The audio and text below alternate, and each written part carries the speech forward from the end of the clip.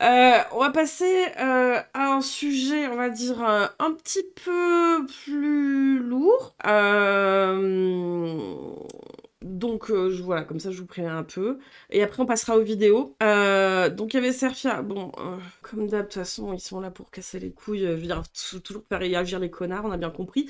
En attendant, une touriste canadienne aurait été victime d'un viol par soumission chimique à Paris samedi soir. Après avoir consommé un verre dans une boîte de nuit avec un rencard Tinder. Elle s'est réveillée dans un hôtel avec un homme qu'elle ne connaissait pas, avec des douleurs aux parties intimes et des hématomes aux fesses. Elle est allée à l'hôpital qui a confirmé un viol. Une enquête est ouverte. Alors bon, jusque-là, tragique. Un tragique fait divers, malheureusement, bien trop courant. Oui, on a tous pas compris le truc d'avant, mais oui. On parie combien que ça demande la couleur. Ouais, il y a de ça aussi à mon avis, mais pas que. Premier commentaire, hein. Elle boit trop et oublie sa partie de jambe en l'air et dit qu'elle s'est fait violer. Lol, on connaît la chanson. Déjà, ça commence. Je veux dire, il y avait un peu d'espoir de se dire qu'avec la médiatisation de l'affaire Pellico, la soumission chimique, il y a eu aussi un reportage sur France 2 au mois de janvier. Alors ça, je l'ai su parce que Dr Zoué, quand elle était passée chez Padu, elle en avait parlé. Je l'ai pas regardé pour des raisons que je vais vous expliquer après, mais en gros, enfin, on se disait quand même que... Je sais pas, il y avait au moins une petite prise de conscience, que dalle, hein. Et t'as 100 enculés qui sont allés liker sa merde à ce con. Deuxième message, déjà, de où tu bois de l'alcool avec un inconnu et va en boîte avec elle, c'est pas ponctué. Elle est adulte à un moment, c'est fini de jouer les inconscients comme si elle avait 16 ans. Petit quoi Une Canadienne, 2 points, soit une probable féministe dépressive, droguée et alcoolique. Ok. Quatrième commentaire, à force de dire aux femmes qu'elles sont coupables de rien et qu'on devrait pouvoir s'amuser sans risque, elles oublient l'instinct de survie propre à l'homo sapiens. Bientôt, elles vont se balader sur des rails, les yeux bandés, et on dira que c'est la faute du train qui passait. J'ai envie de casser. Le commentaire d'en dessous, quand tu lis ça, je le comprends. Hein, c'est faut les castrer, les mecs comme ça. Mais moi, je pense aux commentaires du dessus. Hein. Ça serait plus sécuritaire pour tout le monde. Vraiment, ouais. Ah, le panel de réponses d'entrée de jeu est fracasse. Hein. Et coucou à ceux qui viennent d'arriver, du coup. C'est ici qu'on voit le monde de fou. Ouais. Le peuple. Hein. Vous allez voir, il va y avoir un rappel à la loi. Ouais, bon, après, ça revient un petit peu dans, on va dire... dans quelque chose d'un peu plus cohérent. Ah oui, si, il y en a un qui revient. Qui vous dit qu'elle n'a pas pris de drogue en étant consentante avec ce mec, qu'ils étaient tous les deux défoncés et qu'au matin du réveil, elle n'assume plus ses actes. D'accord. C'est comme... Putain, j'ai envie de canner. Nous, le peuple, oui. Courage à la victime, courage à elle. Hein. Mais dans les commentaires, il y a la moitié de vos darons qui auraient dû vous avaler sans broncher, très clairement, oui. Le Canada, ce pays qui croit que tout le monde est beau, tout le monde est joli, terre d'immigration de masse, devenu le terreau du terrorisme en Amérique. Enfin, elle vient de se faire violer en France, hein, mais tout va bien. L'hôpital ne confirme pas un viol. Il y a une définition juridique et sûrement pas médicale. Mais ça va pas. Mais il est con, lui. Mais... Vraiment, d'être con comme ça, heureusement qu'au milieu, il y a quand même des gens qui sont pas trop cons, merci, quoi. Il y a un peu d'empathie, mais... Ah oui, il est bête, ouais, il est très bête, hein. C'était pas le Mexique, le terreau du terrorisme. Non, mais partout, c'est le terrorisme. Les terroristes, ils aiment terroriser, c'est la passion. Oui, où elle était tout simplement bourrée. Bah, c'est normal, je veux dire aussi, ce truc-là, hein, de dire, bah, au pire, elle était inerte, mais parce que complètement bourrée. Bizarre. Crowd de sacrés dégénérés sur internet, bien à l'abri derrière leur écran. Ouais, mais moi je les vois pareil que le type qui a violé la meuf. Hein. C'est vraiment, je fais plus de distinction maintenant. Bah oui, ça paraît clair, c'est ça, ouais. Vraiment la mauvaise foi de te dire, plutôt qu'à la limite, tu vois un truc passer comme ça, t'as pas envie de te prononcer ou t'as un espèce de Roland d'enculé de te dire, ouais, mais on sait pas tout et tout machin. Bah abstiens-toi, à la limite, va pas écrire, enfin, je sais pas de. Je sais pas, c'est. Qu'est-ce qu'on a d'autre? Ouais, c'est y en a une qui dit filtrer les commentaires parce qu'il y en a, ils sont extrêmement inquiétants, voire dangereux, clairement. Hein. Bon, après, ça se tasse heureusement. Peine de mort pour les violeurs. Ouais, ça va vachement régler le problème, hein, vraiment. Hein. Bref, tout ça pour dire, si je reviens en haut, je vais pas tous les faire parce que il y en a encore, je dirais en scrollant, et encore, je n'ai pas refresh la page depuis tout à l'heure, donc bon. Le truc qu'il y a, c'est que on parle donc de soumission chimique, ça parle d'un viol, ça parle d'hématome, ça parle de douleur, ça parle qu'elle a été à l'hôpital. Je veux dire, il y a, enfin, ça parle quand même de quelque chose qui est censé quand même un peu retentir avec les événements médiatiques autour de l'affaire Pellico, du procès de Mazan. Enfin bref, c'est censé un petit peu, tu vois, au moins te dire, enfin, tu comprends ce que c'est la soumission chimique normalement.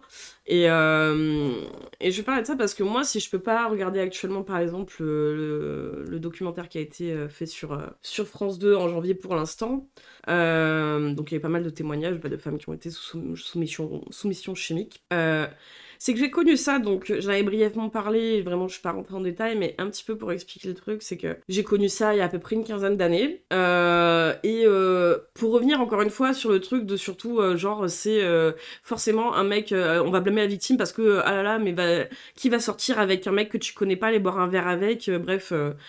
ce genre de truc où c'est forcément un inconnu aussi qui va t'agresser, mais au-delà de ça, c'est pas que le cas. C'est-à-dire que Mazan, bah, justement, ça explique bien que ça peut être n'importe qui, pas forcément des inconnus qui te veulent du mal, hein, très clairement, qui t'objectifient. Et donc, plutôt que de dire ah, mais elle est capable de boire, parce que quand bien même elle aurait bu, au point d'être mal en point et de pas se souvenir de ce qui s'est passé, mais en ressortant avec des douleurs pas possibles. Moi, par exemple, ce qui s'est passé, c'est que j'ai été en couple pendant quasiment 2 ans avec un type, il y a de ça 15 ans. Il m'a quitté. Pour des raisons que j'ai jamais compris, mais il avait un petit peu, pour expliquer le truc, un petit peu soufflé le chaud et le froid, c'est-à-dire qu'il m'avait largué, mais en même temps, le fait que j'en ai rien à foutre parce qu'il y avait, je sais pas, ça a été la première fois de ma vie où dans une séparation, alors que je quitte ou que je sois quittée, bah, t'as de la peine et tout, mais ça a été la première fois dans ma vie où en tout cas je n'ai eu aucun sentiment en mode j'ai pas pleuré, vas-y c'est next, vraiment, vraiment le next quoi. Pourtant la relation en elle-même elle était pas violente, il y avait pas de signes bizarres, hein. Mais en tout cas sur le moment, j'étais quand même vachement plus jeune, hein. Et du coup, donc quand même, je gardais un goût amer un petit peu de la relation, mais surtout de la séparation qui était très bizarre en gros, je pouvais pas refaire ma vie sans que le mec il vienne me saouler, quoi. Et 1 an plus tard, on avait repris contact. Moi, le sentiment d'amertume était passé et on avait prévu de se revoir. Et donc, comme lui, à ce moment-là, il travaillait, moi, je venais de finir mes études en animation et modélisation 3D et je comptais partir sur Paris pour essayer de trouver un taf dans le milieu, vu qu'il y avait quasiment tout sur Paris. Et entre deux, lui qui était du côté de Bordeaux, je vais chez lui du coup à ce moment-là. J'avais visiblement encore des sentiments et tout pour lui, donc je vais chez ce mec-là. Donc avec qui j'avais quasiment été 2 ans, hein, que je connaissais quand même comme il faut. Et avant d'aller chez lui, quand même, la reprise de contact et tout, on envisage potentiellement de se remettre ensemble. Donc, qui dit se remettre ensemble, je veux dire, t'envisages à un moment donné une vie de relation, enfin une vie de couple à peu près normale, quoi. Donc, quand même, on se dit, bon, on prend notre temps et tout, on se revoit, on voit comment ça se passe, et donc je vais chez lui. Et salut Madge. Et je me retrouve du coup en train de, voilà, je vais y passer le week-end, quoi, vraiment quelques jours. Enfin non, mais je devais même y passer 4 jours, je crois. Et lui, t'as fait à ce moment-là, donc c'est pour ça que j'y suis allée. Et donc, on décide de se prendre un petit apéro, mais chez lui. Et donc moi, pendant ce temps, je déballe mes affaires et tout, et il me sert un verre. Alors moi, faut savoir un truc, c'est qu'en plus, je suis quelqu'un, et n'importe quel type de boisson, alors déjà l'alcool, j'en bois pas beaucoup, et n'importe quel type de boisson, je les bois très lentement, que ce soit du café, de l'eau ou n'importe quoi, je prends jamais déjà mes cafés, ils finissent toujours froids, et je finis par pas les boire parce que je suis incapable de boire d'une traite n'importe quelle boisson. Et donc il me sert un verre de vin, et le seul moment du coup que je me souviens encore jusqu'à ce moment-là, c'est que je suis même pas à la moitié de mon verre. Et le deuxième moment que je me souviens de ce week-end, c'est de me réveiller dans son lit avec lui en train de faire ce que vous imaginez bien, et moi complètement dans le gaz, parce que je ne sais toujours pas à l'heure actuelle ce qu'il avait mis dans mon verre. Complètement dans le gaz, qui comprend pas, qui demande ce qu'il fait, et la phrase typique d'enculé de ah mais je pensais pas que t'allais te réveiller. Voilà. Et le truc c'est que entre le fait d'être un petit peu choc-barre de ce qui se passe, mais en même temps je veux dire, je sais pas ce qu'il avait mis dedans, mais j'étais dans un état où en fait c'est comme quand, je sais pas s'il y en a qui ont déjà pris des anxiolytiques, mais les anxiolytiques dans des situations où tu devrais stresser ou être angoissé, en fait t'es un petit peu tu vois amorphe, et finalement tu captes pas vraiment la dangerosité des fois des choses, quoi. Et donc je le repousse et je me vois juste me tourner de l'autre côté et pas de force et je me rendors en fait à ce moment-là. Et je me réveille uniquement peut-être 10 heures plus tard, je sais pas. Ouais, c'est ça, c'est fou. C'est exactement ça. Et du coup, je me réveille peut-être 10 heures plus tard. Et moi qui devais y passer 4 jours, donc ça faisait... encore, tu vois, j'ai du mal à savoir parce que je ne sais plus exactement... je crois que je suis partie le dimanche et je devais partir normalement le mardi à la base. Mais de ce que je me souviens du week-end, alors je suis arrivée un samedi après-midi, je me souviens du début de soirée du samedi, mais je me réveille après, moi, le lendemain, quand même beaucoup plus tard dans l'après-midi, quoi. Et lui, je vois qu'il est pas bien, je comprends pas trop, je comprends qu'il y a un truc qui va pas, mais le truc c'est que les effets durent, hein. Je veux dire, j'étais pas dans un état habituel non plus, je veux dire, je sais pas trop, donc je pourrais pas trop le définir l'état, hein. Mais pas dans un état habituel et je comprends pas, je le vois pleurer et je lui dis mais si tu veux que je parte maintenant plutôt que dans 2 jours, je pars maintenant. Et il me dit bah je préférerais, je me sens pas bien. Alors pour contextualiser un peu le truc, son excuse c'était parce qu'il était avant qu'on se remette ensemble, enfin que j'aille le voir pour qu'on se remette ensemble différent. Il était sorti 4 mois avec une meuf et c'était compliqué, sa relation, elle lui a fait beaucoup de mal, hein, c'était vraiment une connasse. Et son excuse c'était mais j'arrive pas à l'oublier, je préférerais, non effectivement vaut mieux que tu partes. Et donc je me retrouve, parce que Bordeaux ça faisait à peu près à 6 heures de chez moi de voiture, je me retrouve à faire 6 heures de route dans un état où j'ai jamais été, au milieu, et donc je pars dans la soirée moi, enfin vers où il faisait déjà nuit, et donc je me retrouve à rouler 6 heures de nuit dans un état où vraiment bizarre, mais je sais pas comment expliquer, de toute façon il fallait que je rentre quoi, donc je suis rentrée. Le truc qu'il y a c'est que là maintenant je le raconte vraiment avec le recul, mais toujours avec quand même cette chose que je n'ai que des bribes de souvenirs de ce qui s'est passé. Derrière, en plus ça, il a continué à entretenir une relation ambiguë avec moi, comme quoi on était quand même ensemble, mais qu'il lui fallait du temps, et tout ça. Après, j'ai réalisé pourquoi, en fait, il continuait un petit peu à me tenir au basque, derrière, tout en étant un énorme connard, hein. Je dirais, le temps où j'avais été avec lui, il n'avait pas été comme ça, en tout cas, il n'avait pas été à ce point-là, quoi. Et du coup, j'ai compris plus tard pourquoi. Mais là, maintenant, je réalise. Mais à l'époque, je réalisais pas du tout, en fait, ce qui se passait. Parce que, avec le recul, les années passant, en fait, le truc qui me bloquait, c'était de me dire, en fait, je comprends pas parce que... Enfin, ce qui était impossible à réaliser, c'était de me dire, on comptait de toute façon se remettre ensemble. Donc, la sexualité n'allait pas poser problème à la base, quoi. Enfin, je veux dire, ça allait forcément... Enfin, forcément, je dis forcément, mais en tout cas, dans la relation qu'on avait, oui, ça allait se repasser, quoi. De dire qu'on ait une sexualité. Et pour moi, c'était incompréhensible. Je pouvais pas me dire que ce mec-là que j'ai connu et avec qui j'ai été pendant 2 ans pouvait faire un truc pareil. Et le truc, en fait, glauque, et en fait, le truc impossible à réaliser, c'était que quelqu'un puisse vouloir faire l'amour à un corps inerte. De quelqu'un avec qui il avait été pendant 2 ans, en se basant sur la confiance de la personne en face, quoi. Et c'était vraiment le truc qui me bloquait, moi, dans le crâne, c'est que c'était impossible à réaliser. Donc, pendant plusieurs années, vraiment, je suis passée au-dessus, mais enfin, j'ai même plus pensé, en fait, du tout. Enfin, il fallait que je continue à avancer dans ma vie, quoi. J'avais d'autres choses à foutre que de m'arrêter sur ce connard. Mais quand c'est par la suite où j'ai quand même réalisé que je me dis, mais en fait, si, très clairement. C'est-à-dire que ce mec-là, ce qu'il voulait, c'était coucher avec un corps inanimé. C'est quelqu'un d'inconscient. C'est vraiment ça. C'était pas obtenir des rapports sexuels avec moi, puisque de toute façon, il n'y avait pas... Enfin, je veux dire, on avait déjà eu une vie intime avant, donc elle allait certainement se reproduire après. Et il n'y avait aucune raison logique à ce qui s'est passé, et ça a mis beaucoup de temps à faire le chemin dans ma tête, à me dire, attends, mais si, mais en fait, très clairement, en fait, au-delà de m'avoir violée, en fait, c'était prémédité. En fait, c'est pour ça que la soumission chimique, c'est un truc vraiment en plus très spécifique, en plus dans le niveau je trouve, du crime de viol, c'est que c'est prémédité, quoi. C'est tu prévois, en fait, de violer quelqu'un au stade où t'as des cachets qui te le permettent, quoi. Que tu vas lui faire avaler sans son consentement pour pouvoir abuser d'elle sans son consentement. Et je dis d'elle, mais ça pourrait être très bien un mec aussi, mais... Et donc, c'est pour ça que je me dis, ce mec-là, que je vois dans les commentaires et qui sont là à dire ouais, non, mais elle a qu'à pas sortir et tout, faut quand même pas rappeler que le gars, il avait quand même prémédité d'aller foutre un truc dans son verre pour abuser d'elle, quoi. Et quand bien même elle n'aurait été pas sous soumission chimique, mais complètement alcoolisée au point de ne pas être consentante, c'est-à-dire d'être inerte et pas consentante, c'est la même chose aussi. C'est tu le sais.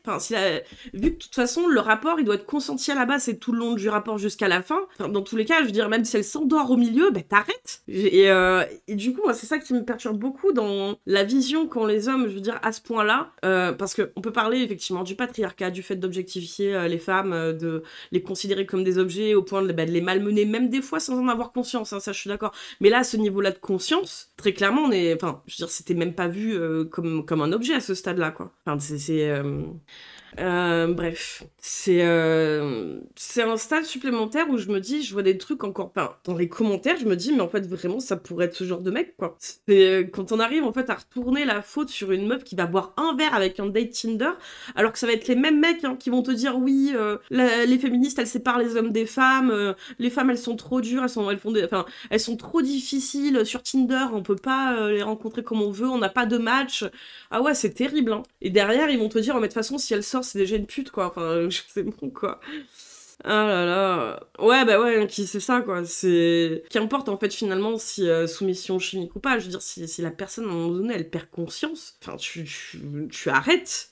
Tu arrêtes. Et encore une fois, c'est aller chercher des personnes extrêmement alcoolisées aussi. C'est la même chose. S'il y en a, ils vont en soirée aussi pour récupérer des meufs qui sont complètement torchées. Et ce sera toujours pas la faute de la meuf, hein. Je veux dire, tu sais reconnaître une personne qui est complètement torchée, hein. Je veux dire, ça se voit quand même.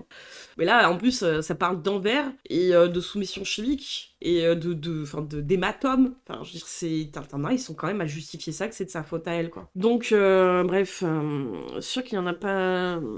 qu'il y a pas mal sur Twitter avec leurs leçons de morale et leurs insultes qui ont fait des choses crades. Mais moi, pour moi, je me suis persuadée que des mecs qui arrivent à défendre ça, et en tout cas, pas à défendre, à remettre la faute sur la meuf comme quoi elle avait pas à sortir, je suis désolée, hein, même vous avez fait des trucs bien crades, à mon avis, dans vos vies. Hein. Tu veux pas en arriver là, je veux dire, à ce stade, quoi, à dire des trucs comme ça, quoi.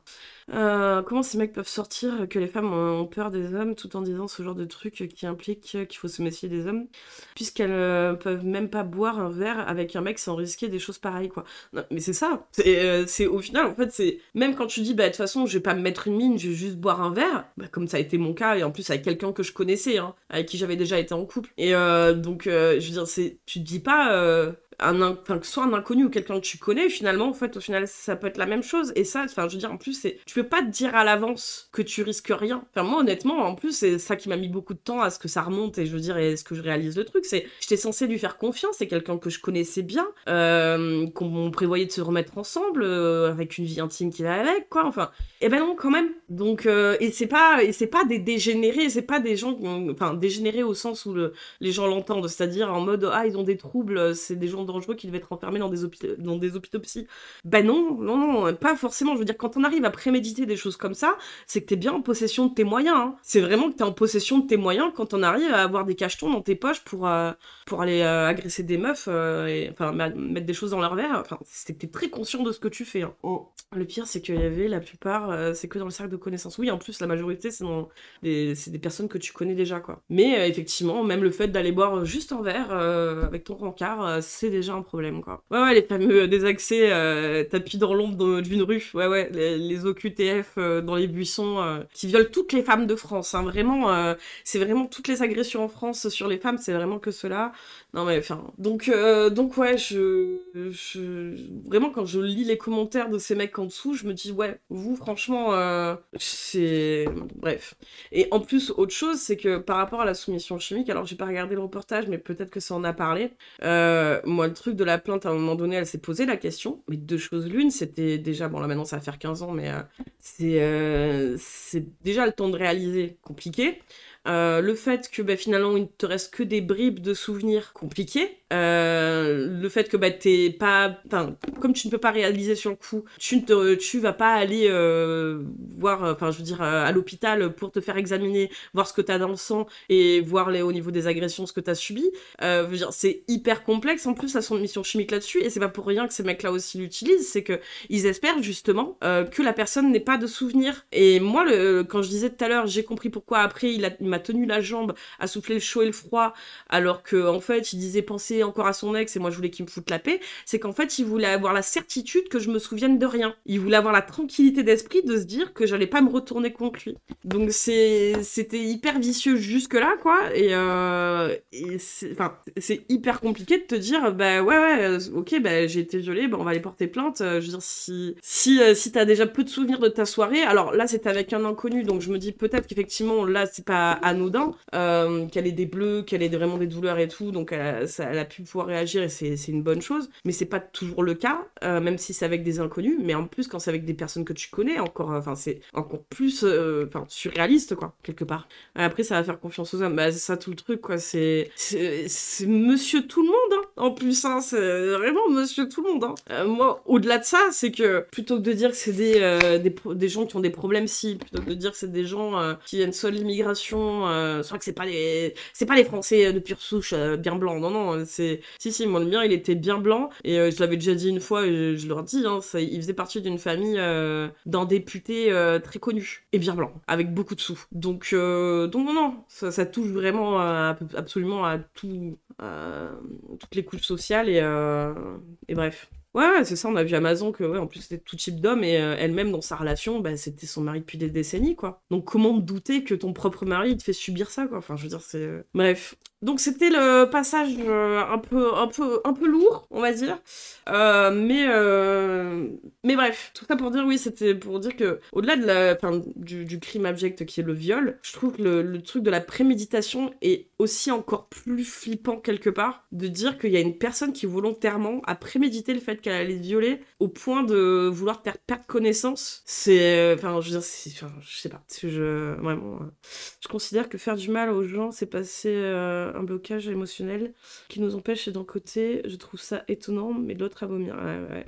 En plus, certaines molécules sont indétectables. Après quelques heures, ces mecs savent parfaitement ce qu'ils font et préméditent leurs gestes.